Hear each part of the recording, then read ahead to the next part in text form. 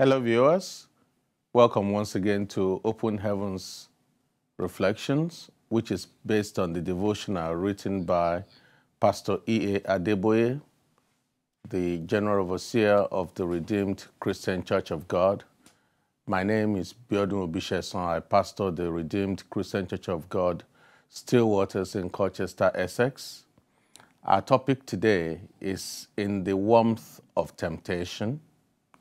And our Bible passage is taken from the book of Mark, chapter 14, verses 53 to 54.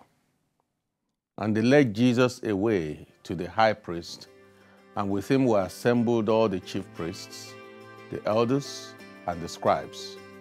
But Peter followed him at a distance, right into the courtyard of the high priest, and he sat with the servants and warmed himself at the fire.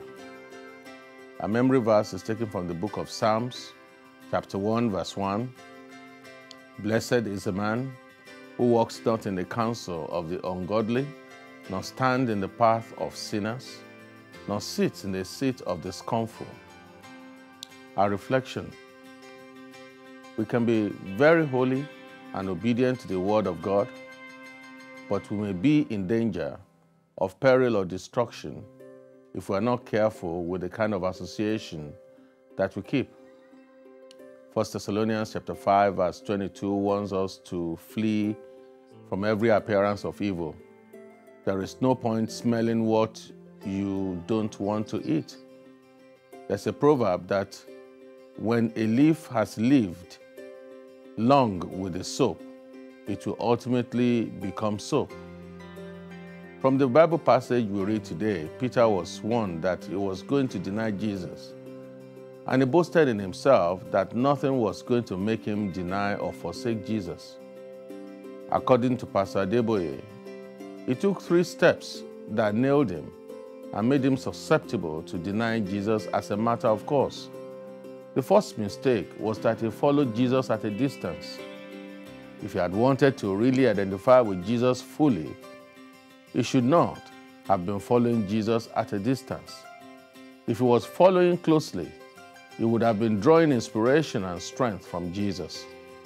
The second point we learn is that he also followed Peter into the palace. What he was doing there is still unknown to us. He probably wanted to know what would happen as a matter of curiosity. Finally, he left the hall and went to where the servants were warming themselves close to the fire. From this analysis, he completely left the place of standing for the Lord to go and join the people to enjoy the comfort of life.